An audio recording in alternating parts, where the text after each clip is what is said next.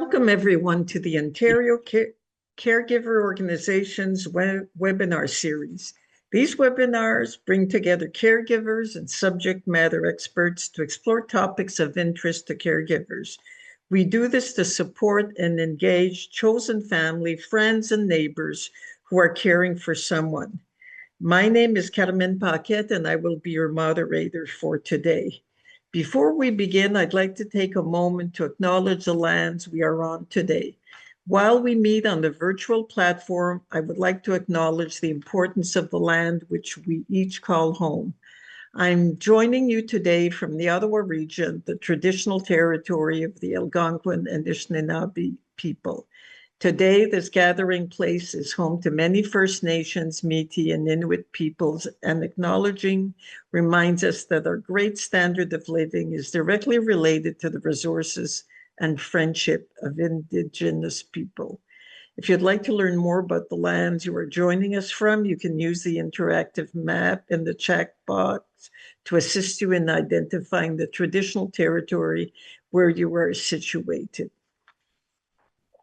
Our webinar today is called No Shame in Your Game, Managing Caregiver Anxiety as Parents.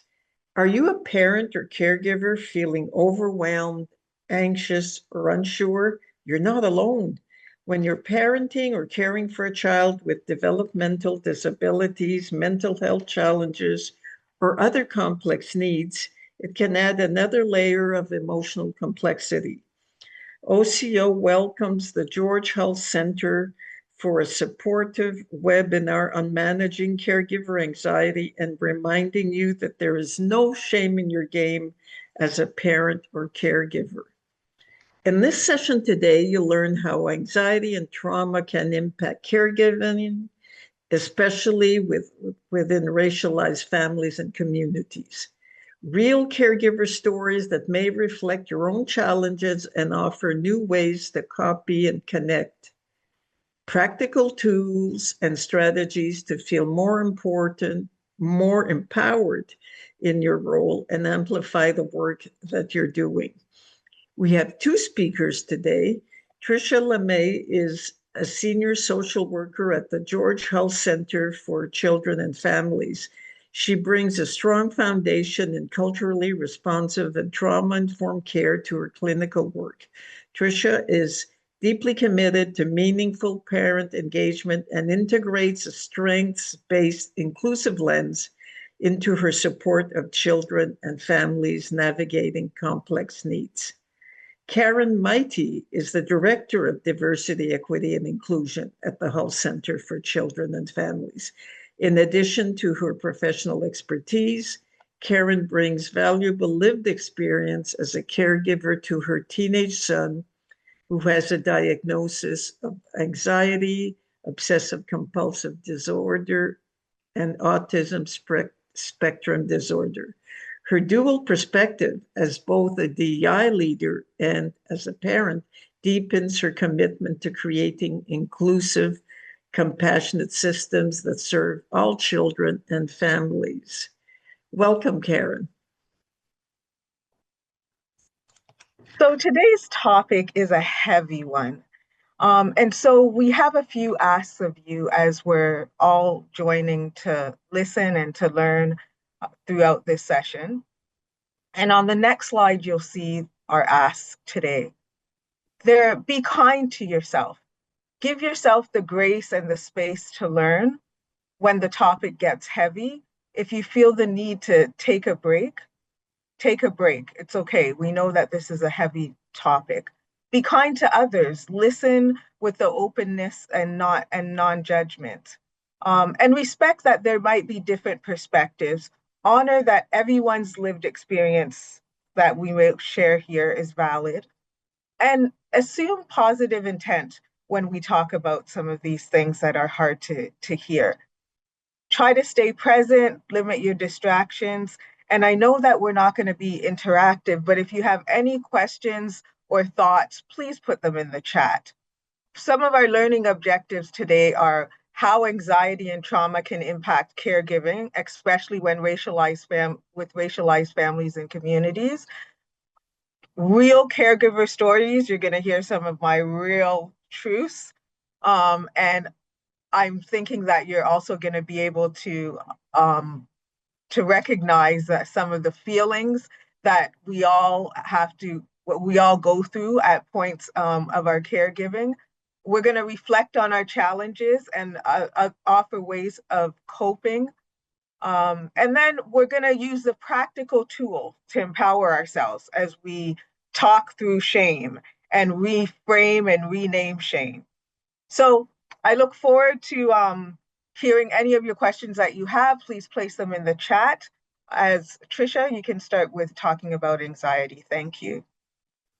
Thanks, Karen. Good afternoon, everyone. Thank you for joining.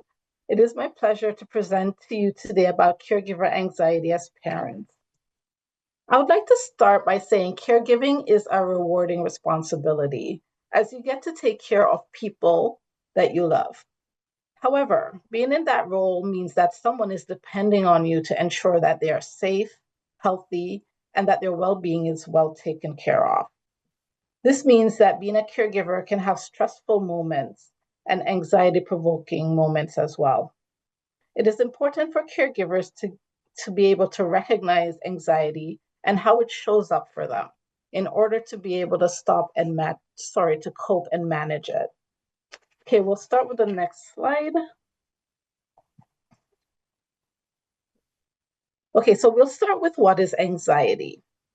Anxiety is how you prepare for anticipated events and circumstances you perceive as threatening. It is linked to fears and worries. It affects how you think and how you feel. It also affects how your body reacts and what you do in response to the threat. Next slide, please.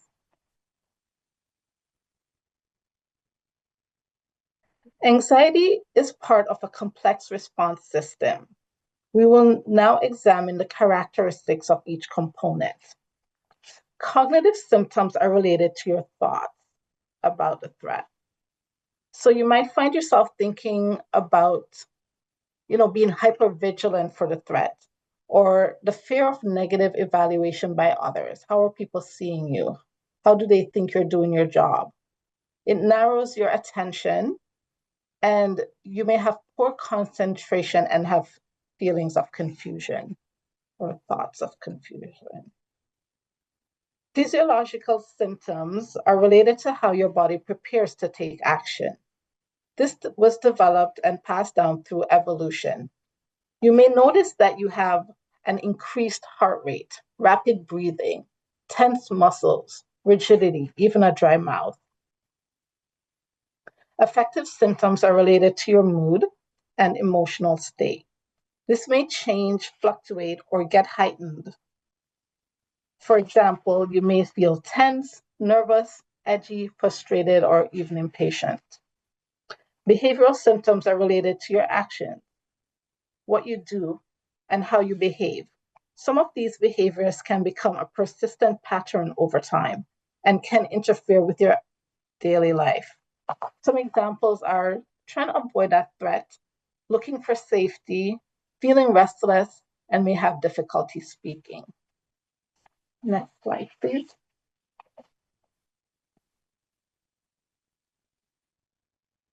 Now we're going to look at how these symptoms may show up in response to the threat.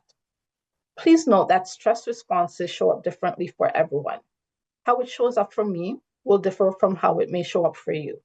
How it shows up for you may differ from how it shows up for your child or for the person you're taking care of.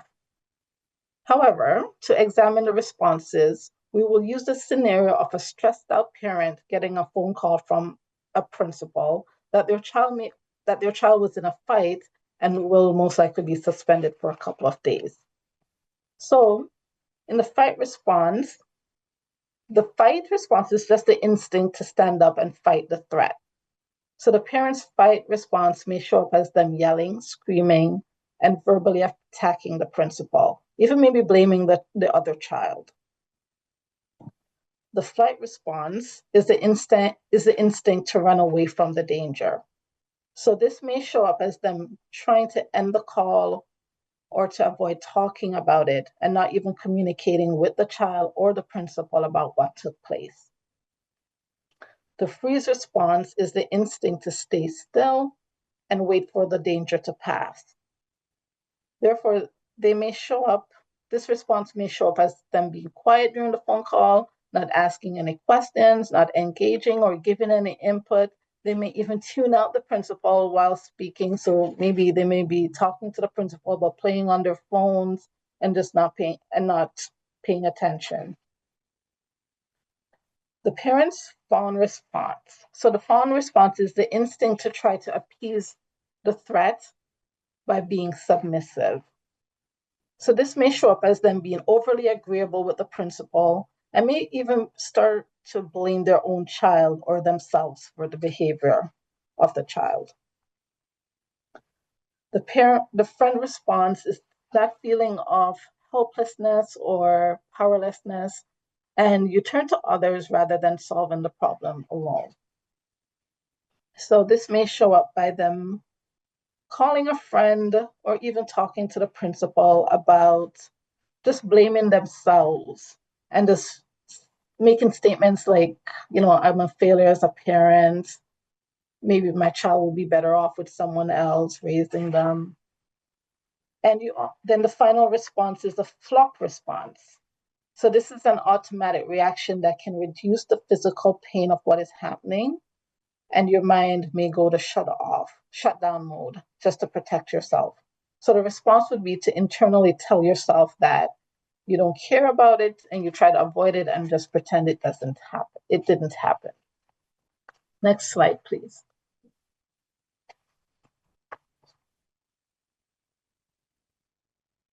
How the parent responds to stressful situations depends on their window of tolerance.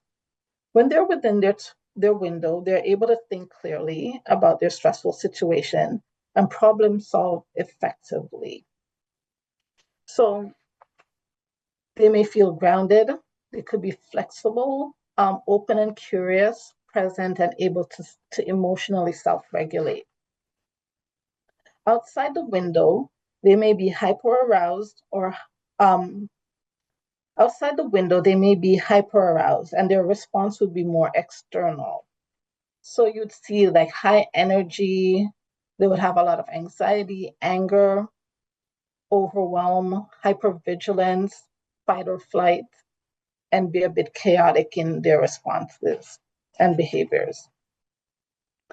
They may also be hypoaroused, which means that their response may be more internal. So this is where they may be a bit shut down, numb, depressed, passive, withdrawn. They might be in that freeze response, or they might exhibit shame. However, in both hypo and hyperaroused states, they will have difficulty making decisions and thinking clearly about how to solve the problem.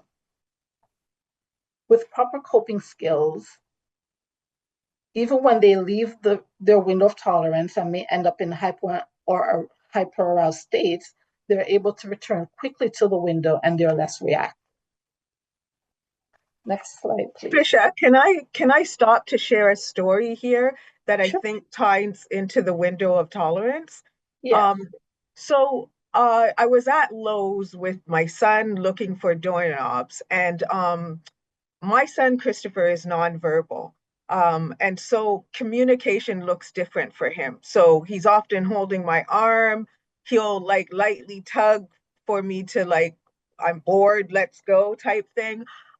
He knows a few signs like bathroom. However, I was distracted talking to the person showing me doorknobs and also doors. And he needed to use the bathroom, and I wasn't paying attention to his nonverbal cues.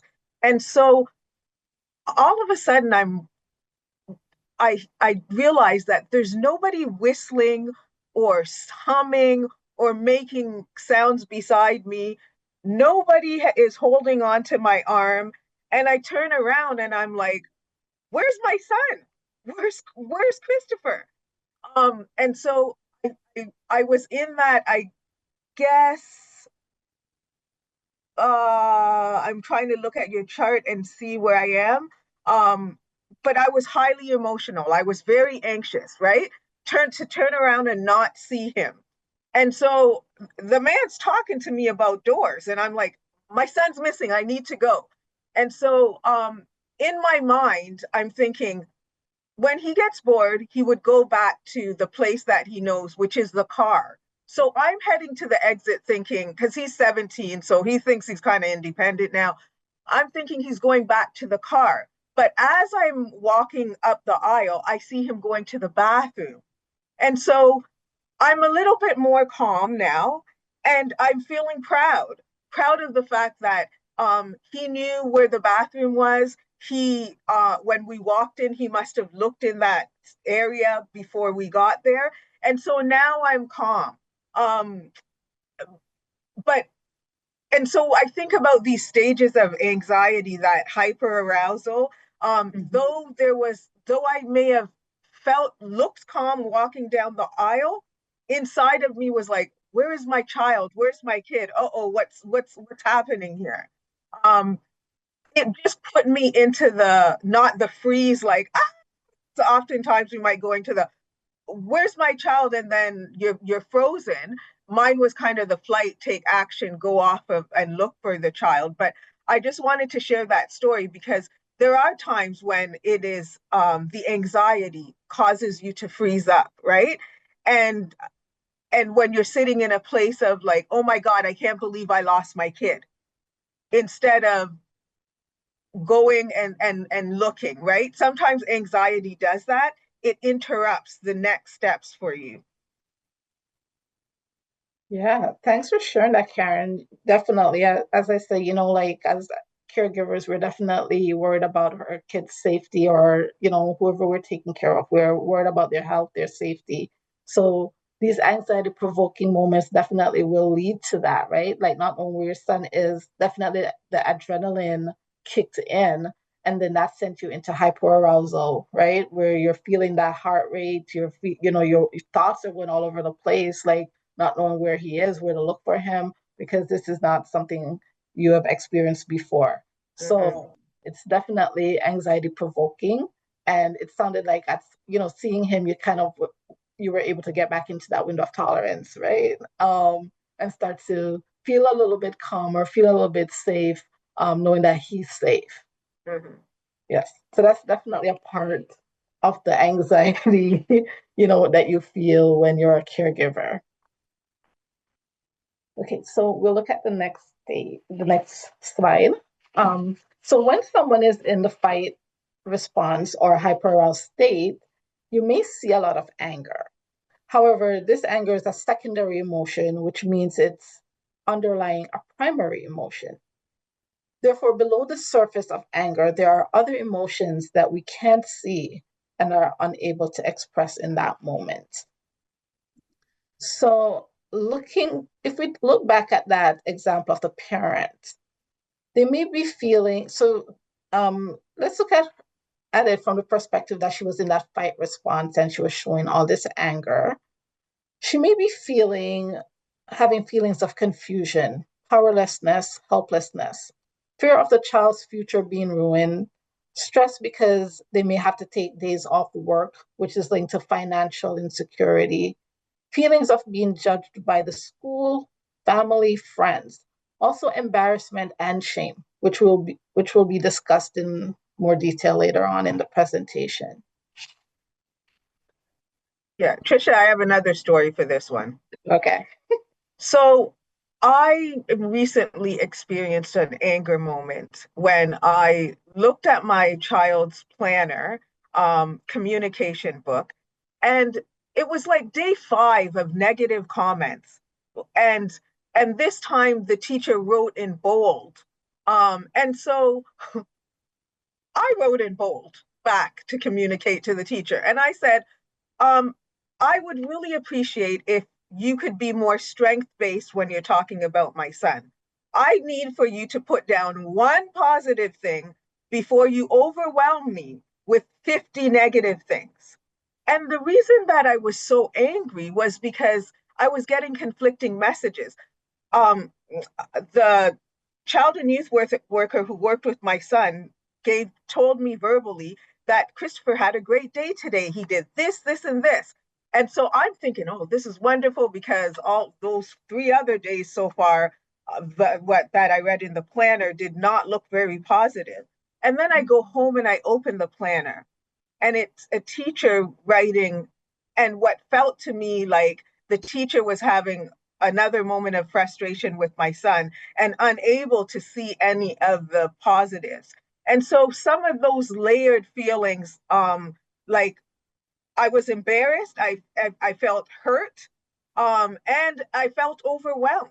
And so though the teacher didn't get to hear me, I definitely wrote in the planner. If anybody could see emotions through writing, they would have watched how heavy the writing was on that day versus the day before. But it is important to note that at the top of the iceberg is that anger, but many people don't see what caregivers experience underneath all of that, right? So just seeing the anger, and so people sometimes respond to the anger, and there's so much more to that, the invisible pieces. Yeah, definitely. And, so, and this can, be applied to like pretty much any kind of situation, right? Like when you have to interact with different institutions and different professionals. Um, and, that feeling of not having any control, right? Like that can come out as anger because you're feeling that sense of like, I don't know what else to do here. I don't know how to manage, or you have to like change around so many things in your life to accommodate. And some people that you interact with are not mindful of this, right? So this will definitely bring out some emotions, and usually anger is the first one that and the easiest to access when you're trying to respond to some of these circumstances. And you know, as you say, we have to really bear in mind that caregivers are going through so much more in their day-to-day lives, and I may not even be able to express how they're feeling or what's going on for them. Okay, so we'll move on to the next slide. Okay, so based on the underlying feelings of, sorry, based on the underlying feelings, emotions, and thoughts that are below the surface, anxiety can be a barrier for parents to seek help, right? As a caregiver, you may feel you should always have the answers, and seeking help may be viewed as weakness. So there's a lot of times that people may feel like I have to be like a Superman or Superwoman, because they're juggling all these things, and and they might even get compliments about how strong they are. So saying, okay, I need help can sometimes be hard for people to say in a certain situation that, look, I need some help here. And that can help to bring on anxiety, because then the fear of like you might be an imposter, like the imposter syndrome might come up here, like maybe I'm not that good at what I'm doing, or I'm not that competent, right? So that leads into those self-critical thoughts where you feel as if you're a failure or you're incompetent in that role as a caregiver. And then you may also feel that sense of judgment, right? And you have that fear of judgment from like the rest of the family, or teachers, or other professionals out there that may think you're not good in that role. Okay, next slide. Okay, so I would like us to start looking at some practical strategies when we're experiencing anxiety. One thing we can do is to think about where we are mentally. So looking at this image or this photograph, we'll start by the red zone. We'll look at the red zone, because when we are out of our window of tolerance, we're in this red zone. So this is when we're in that hyper aroused zone. We're exhibiting heightened emotions, and we're not able to problem solve, think, or engage with others effectively, which reminds me of Karen's example that she gave earlier, right? She was in that red zone when Christopher went missing, not knowing she couldn't even speak with this person who was trying to help her anymore. She had to stop and like try to find where he was. The yellow zone is being aware that we're getting triggered by an event or a circumstance, and that you need to take some kind of action before going into that red zone. So this is where you might start feeling it in your body, right? You might start feeling that your heart start racing and you have those ruminating thoughts.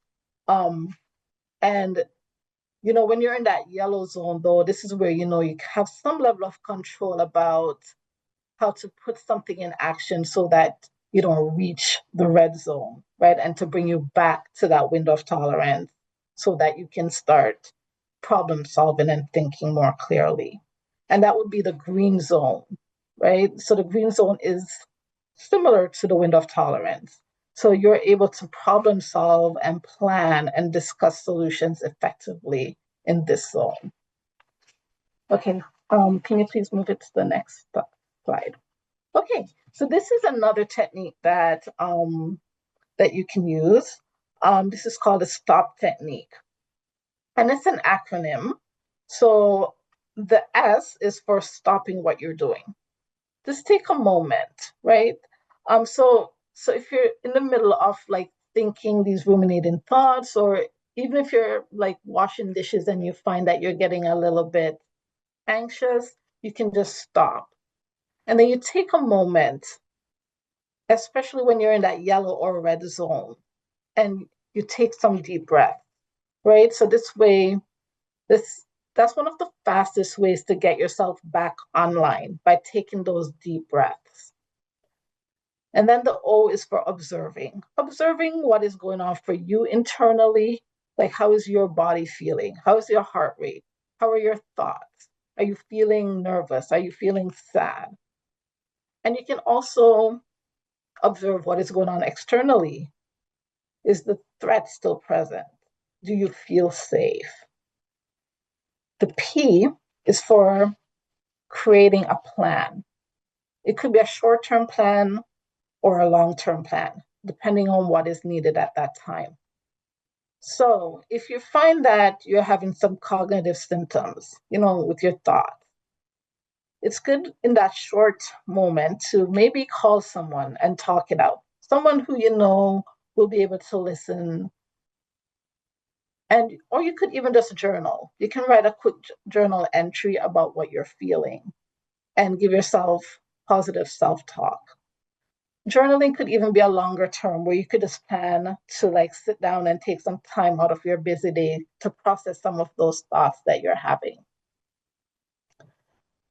If you're having some physiological symptoms, this is where your body is reacting to it, like you're feeling that heart rate, that increased heart rate. Then deep breathing helps in that moment. They have like the box breathing, where you breathe in for a count of 4, hold for a count of 4, breathe out for a count of 4, and then hold for a count of 4, and then you repeat the cycle until you're feeling a little bit better. Long term could be a plan to incorporate yoga and exercise into your daily routine, or to do this regularly. If you're feeling some mood dysregulation or any quick changes to your mood, guided meditation is a good short-term plan. There are numerous apps right now out there that you can access on your phone. Like, you can put in 5-minute guided meditation, and it can help you to have some moments where you can meditate.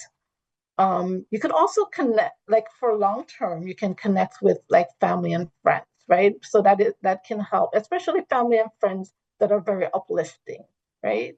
And this can help to boost your mood and help you to be in a better space. Emotional safety plans are also good.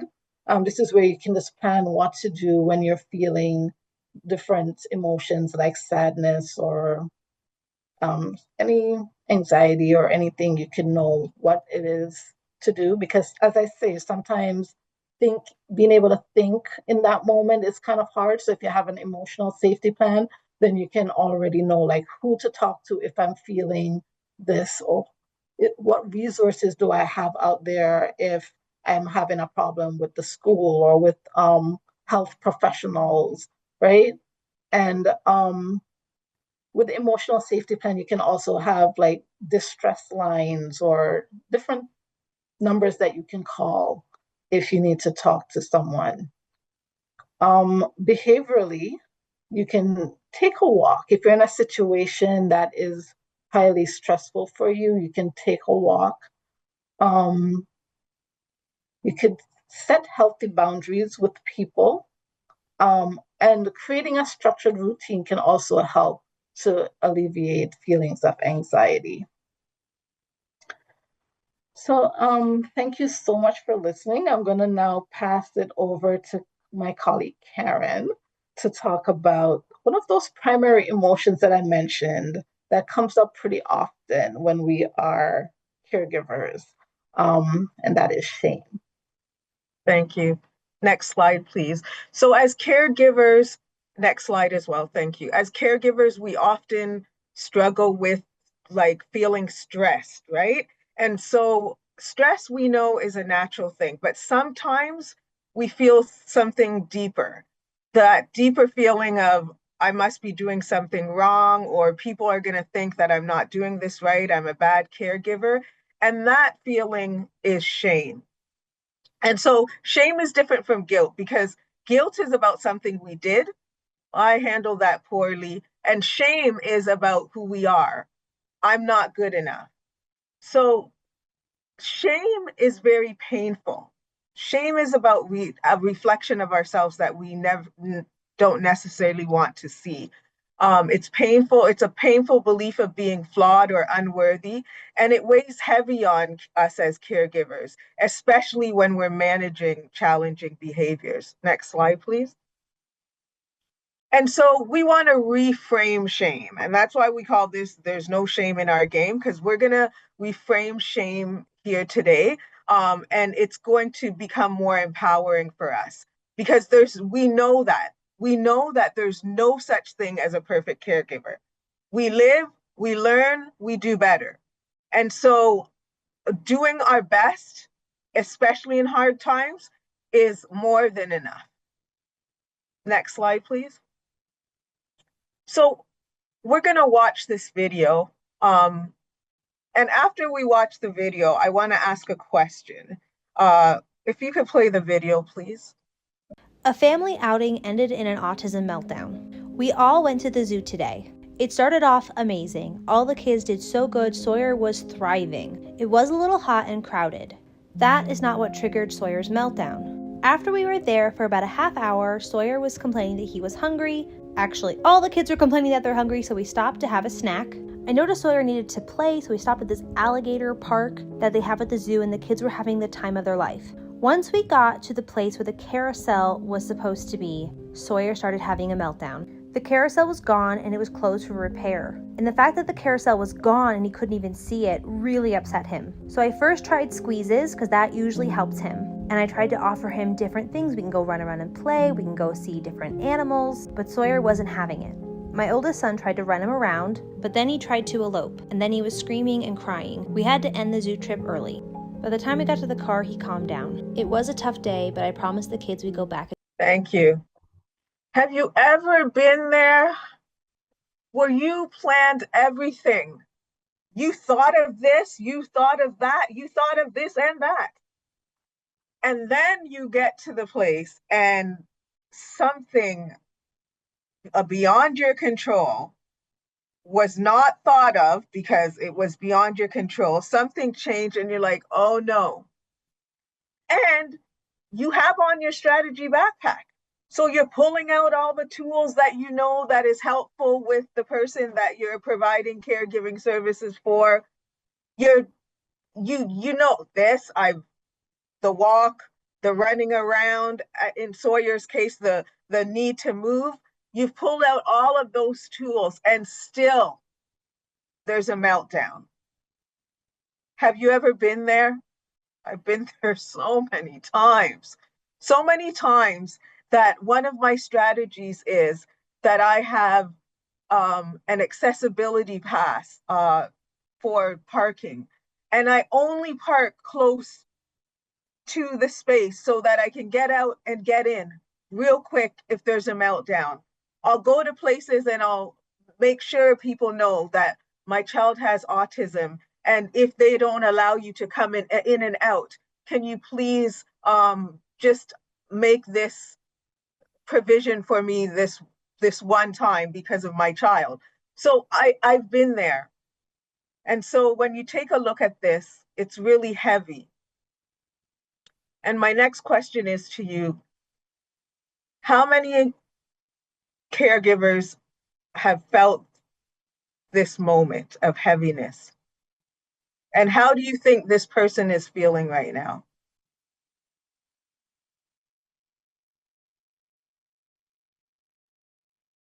There are so many feelings that this caregiver may be feeling right now. So let's talk about that. Next slide, please. So shame never walks alone. Shame's always partnered up with somebody. And so when I think about the many times that I have gone through this experience of shame, and I'm just walking in the shoes of this scenario right now where I planned everything, even my exit strategy, as I said, and then there's a major meltdown. I once thought to myself, I don't experience shame a lot because I couldn't care less about what people think. And then I thought, no, that's not true. I do get embarrassed. I do think about those judging eyes that are on me, looking at my child who is like, I might look tall in this chair, but I'm like 5 feet. And my son is like 5'6" right now. And they don't see a son, a child. They see a big black boy flailing and acting outrageous. And so I think about the many times when I'm very embarrassed about the situation. And my embarrassment might lead me to actually not think about just how much he's feeling, because I just want to get out of that space, right? So even though I've pulled out all the tools in my backpack, my toolkit to help my son, there are still behaviors that I'm now navigating that are causing me to have this underlying feeling of embarrassment. People's eyes looking at me saying, control your son. What's wrong with you? You're making my kid scared. All of those things, right? And so then that embarrassment goes to frustration. I can't get this right. Like, I've tried everything. Like, buddy, calm down. Like, okay, let's leave then. Let's leave. And then he doesn't want to leave. And now my shame might turn to anger because I'm like, okay, just a minute ago, you were tugging on me. You didn't want to be here, but now you don't want to leave, right? So shame never walks alone. It's always this multitude of other emotions that are coming with shame. And so when we take a look at these emotions, there could be a time when you're like, oh, man, why did I come? I knew I shouldn't even have bothered. We could have just had the same time in the backyard. You know, the guilt of why did I even bother doing this? It could be the lonely feeling of like, is anybody here that can help me? Like, I wanted to get out and do this because I feel so isolated. All we do is stay at home. I thought this was going to be a good day because I strategized around it and I brought my person to their favorite place, all of those feelings that come in. And then, you know, there was another time when I thought to myself, and this is also a shameful thing for me to say, but we go into the what if sometimes. We go into the, like, what if I never had this situation? Like, I wouldn't have to be really dealing with this right now.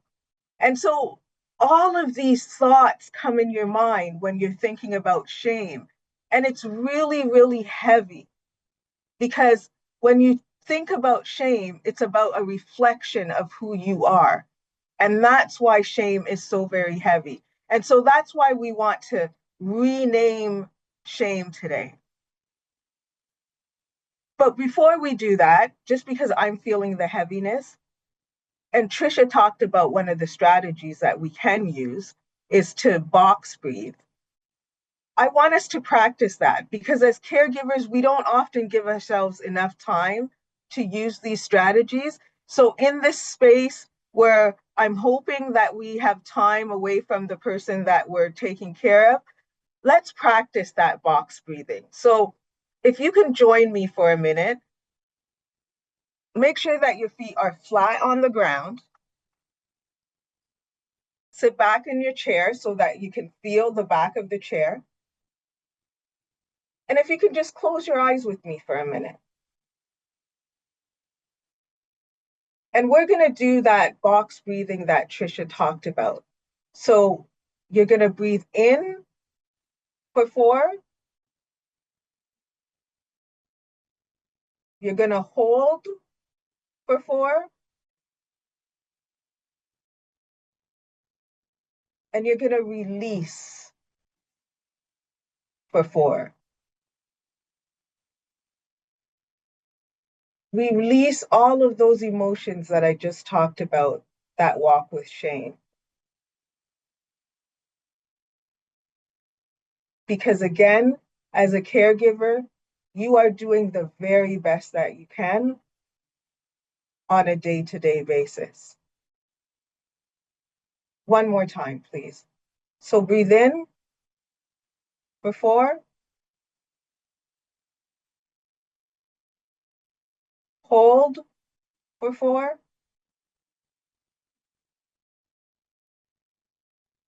And release for 4.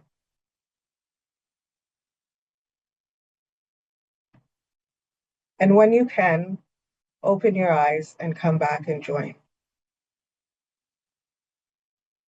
Next slide, please.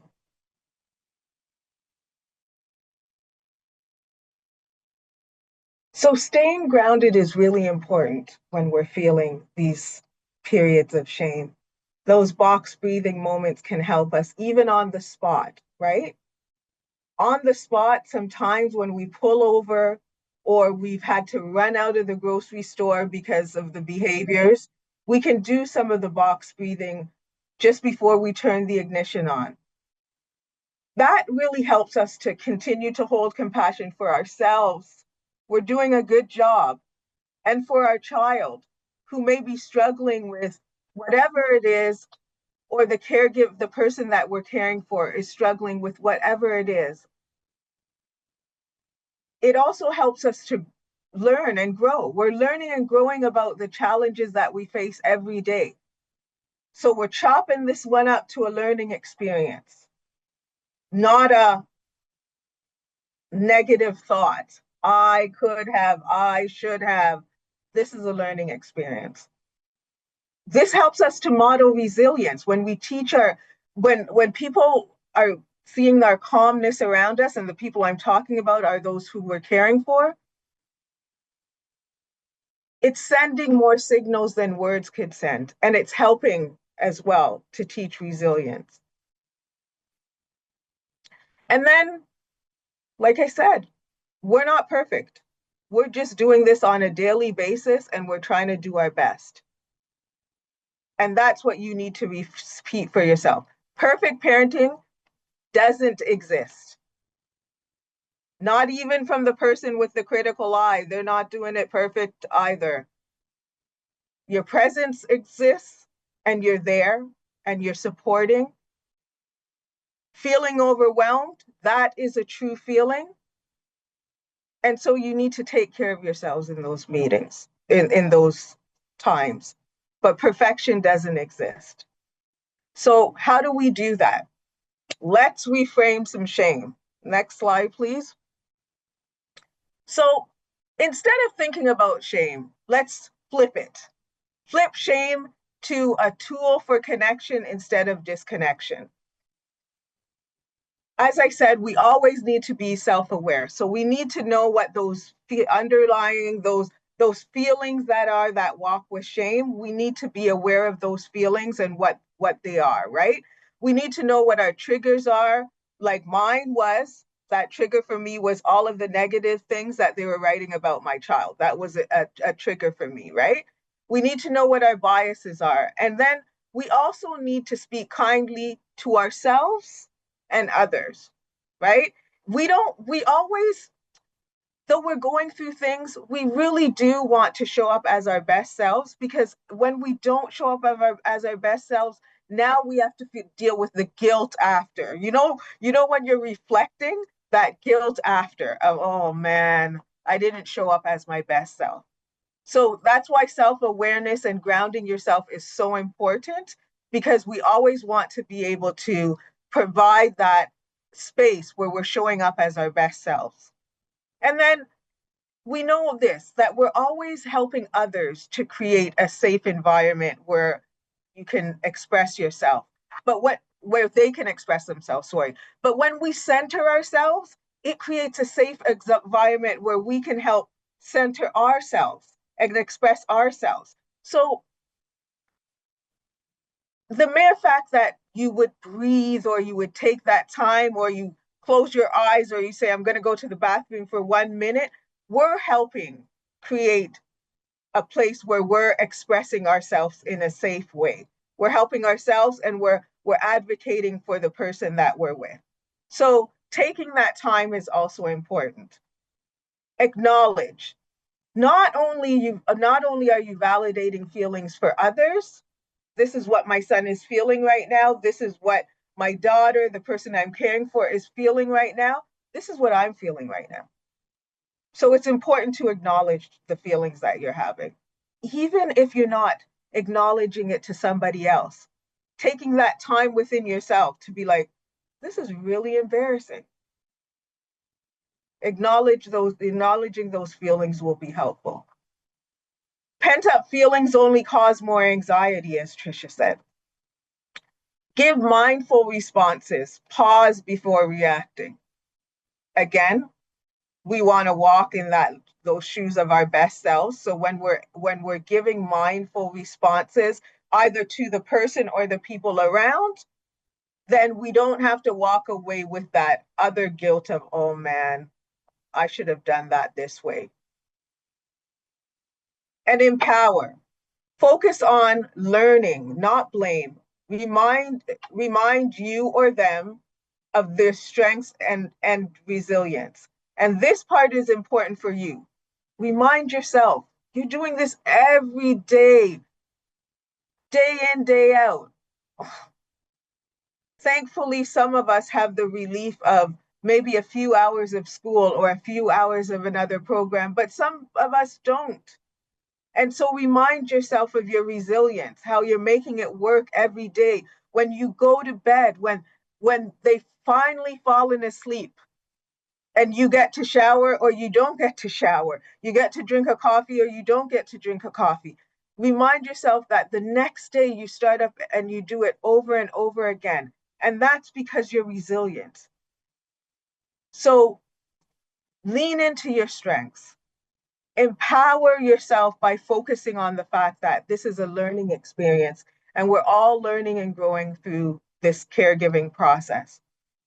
And when it becomes too heavy, next slide, please. There are resources out there that can help you. The George Hall Center is in Etobicoke. I'm not sure how many of you are in Etobicoke, but for those in Etobicoke, there's the George Hall Center. And then for those outside of Etobicoke, there are other mental health supports that can help you. There are also brief service supports that can help you. Your family doctor can make referrals and recommendations. And just know that making mistakes does not make you a bad parent or caregiver, because I'm learning and growing every day. And so that is what we want to leave you with here. And we thank you for joining us. And I know that there might be some questions in the chat, so hopefully. Thank you so much, Karen, and also Tricia, because as I was listening to you, I could both recognize that the feelings you were talking about and the practical tools that you were suggesting. So I really want to thank you. there was a question in the chat earlier about whether or not there's any distinctive or precise advice you'd give to the parents of young adults versus younger kids. Mhm. Young adults. So just so you know, Christopher is 17 going into 18. And I know that with that transition of services, like over 21, there's less and there's less day programs. And so you're having more time with your young adult, right? And so carving out space for you, I know that this really is difficult to do.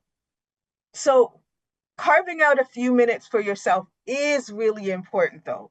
Whether it be going into the shower for 10 minutes, right? Oftentimes we're like, 10 minutes? Who has time for a 10-minute shower? I have to watch this person, right? But very much when they're sleeping or there's another person there, if you have another support. But in downtimes, do something for yourself within the 10 minutes. Don't go do the dishes. Don't sweep the floor.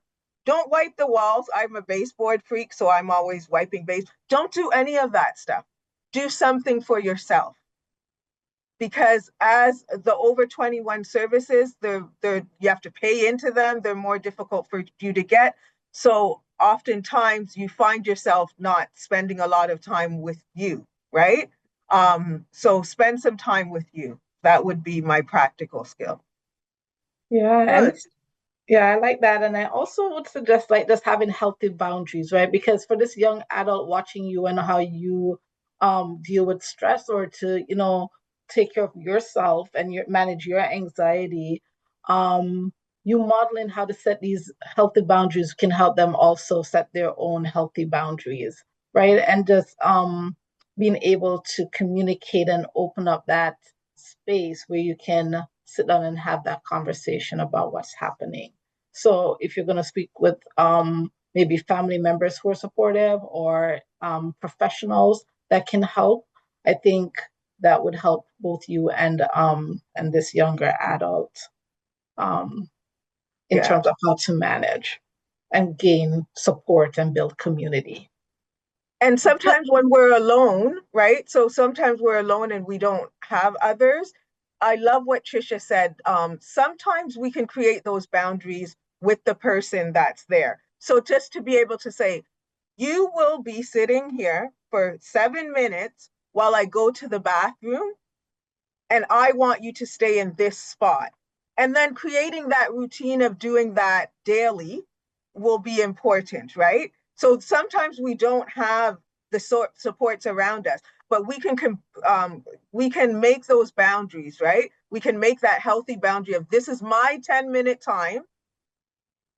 Color, play with your car, use your stress toy, go in your room, but this is my 10 minutes. And we're going to do that 10 minutes every day. And that will be important. So I love that, Trisha, creating those healthy boundaries. Well, thank you so much to both of you. And, in response to another question, there are a lot of OCO services and programs, including a helpline, so that people can refer to. So I do very much want to thank everyone who joined us today, and I hope that you'll have a great afternoon.